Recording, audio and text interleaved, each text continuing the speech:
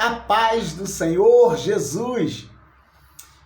Certa vez eu fui numa consagração, é assim que é chamado aqui no Rio de Janeiro os cultos matinais, consagração, de 9 às 11 da manhã geralmente. E quando eu cheguei, uma obreira me deu uma folha em branco perguntando se eu quero fazer um pedido de oração. Eu falei, quero sim. E eu peguei aquela folha em branco e em cima eu destinei ao Espírito Santo. E embaixo, no final da folha, eu assinei como assino na minha identidade. E no meu coração eu falei, Espírito Santo, pede para mim o que eu preciso. Porque a Bíblia diz em Romanos 8, 26, que o Espírito Santo intercede por nós com gemidos inexprimíveis. Porque nós não sabemos como pedir.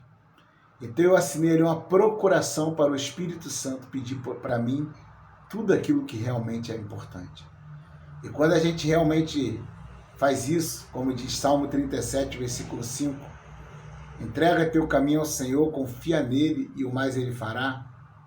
Quando a gente de coração confia toda a nossa vida nas mãos do Senhor, muitas das vezes o Senhor tira coisas que nós não gostaríamos que ele tirasse.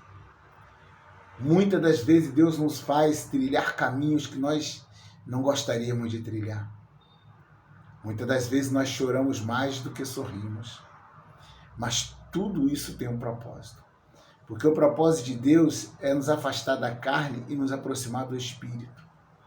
O propósito de Deus é que venhamos crescer na graça e no conhecimento. Eu costumo dizer, talvez algum teólogo vai dizer que eu não estou correto na minha afirmação, mas eu costumo dizer que crescer no conhecimento através do estudo, da dedicação, da leitura da palavra de Deus, mas crescer na graça, muitas das vezes o momento que nós mais pedimos graças a Deus, graça, Senhor me dá graça, Deus me dá graça, é quando estamos numa grande luta. O próprio apóstolo Paulo, com aquele espinho na carne, quando ele clamou a Deus 3 vezes, Deus falou para ele, a minha graça te basta. Então, geralmente, quando nós estamos em momentos de aflição, é que nós clamamos pela graça de Deus para suportar.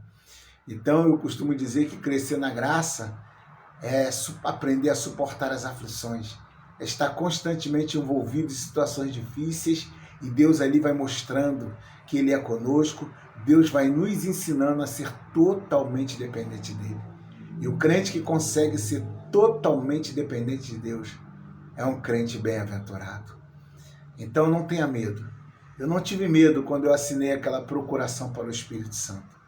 E eu digo, a minha vida tem sido uma vida de luta, mas estou feliz porque eu me sinto cada vez mais próximo de Deus. Perdi algumas coisas pelo caminho, mas fui ganhando outras muito mais importantes. Então, entrega a tua vida de verdade ao Senhor. Não tenha medo.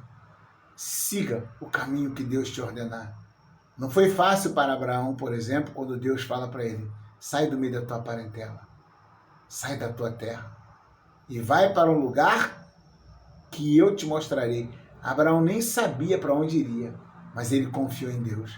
E nós temos Abraão como um homem, por um homem bem-aventurado. Então, assim como Abraão confiou, confie no Senhor, porque com certeza Ele sempre quer o melhor para nós. Como Paulo diz em Romanos 8, 28, e sabemos que todas as coisas cooperam para o bem daqueles que amam a Deus, aqueles que são chamados segundo o seu propósito. Que Deus te abençoe.